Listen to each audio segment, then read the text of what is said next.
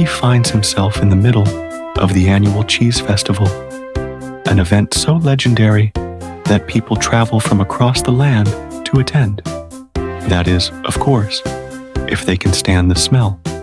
See, the air is thick with the aroma of aged cheddar, ripe camembert, and questionable fish. To the average person, the professor explains, these smells would be considered quite pleasant, but to him, thanks to his sensitive schnoz, they are absolutely horrid.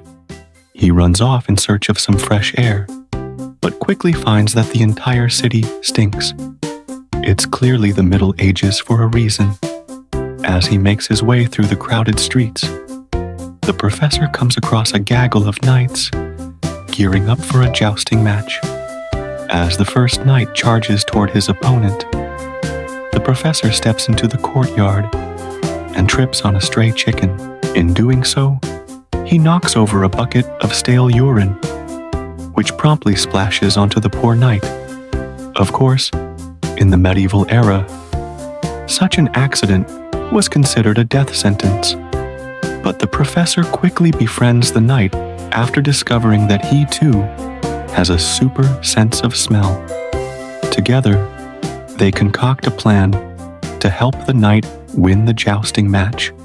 The professor ties several vials of extremely smelly substances to the back of the knight's horse, which causes such a putrid plume to emanate from its backside that both opponents fall unconscious. Naturally, this act of sabotage wins the professor the ire of the entire kingdom, and he and his new friend barely escape with their lives. They flee to the safety of the nearby forest, but are soon captured by a band of marauding peasants. They demand to know who put the stink bombs on their horses, and when the knight refuses to cooperate, they tie him to a tree and threaten to, well, let's just say, things aren't good. At this point, the professor knows he has to do something drastic to save his friend. So he takes a deep breath and lets loose the most disgusting, vile stench he can muster.